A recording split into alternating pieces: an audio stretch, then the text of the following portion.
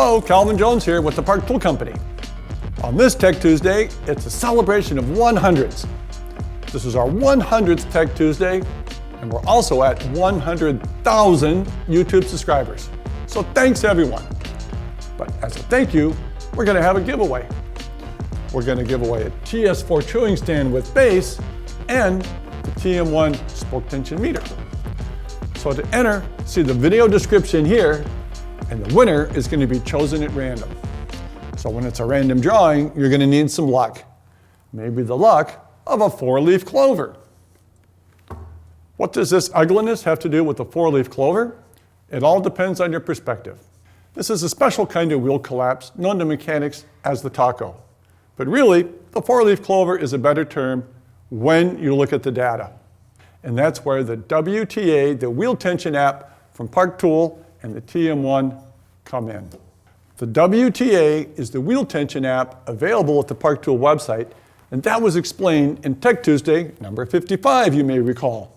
With that, we can enter the data from one side of the wheel. We can enter the data from the other side of the wheel. We can see the innermost life of the spoke tension, and presto.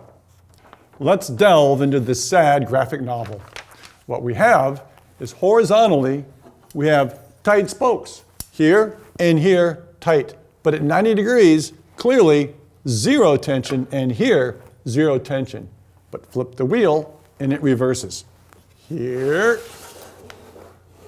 we now have horizontally, no tension, no tension. Vertically, we have tight and tight. And that's where we get our 4-leaf clover. So that's the tech part of this Tech Tuesday. See how the WTA can help your non-trashed wheels by watching this repair help video. Now back to the contest. Enter by using the form in the video description. Winner to be announced March 13th. And I wish you the luck of a 4-leaf clover.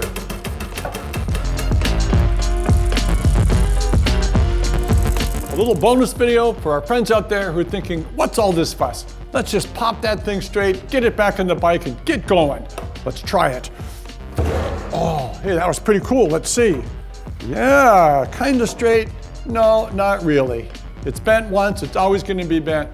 Plus, it's as weak as it was. Replace that rim. It's not fixable. See you next time.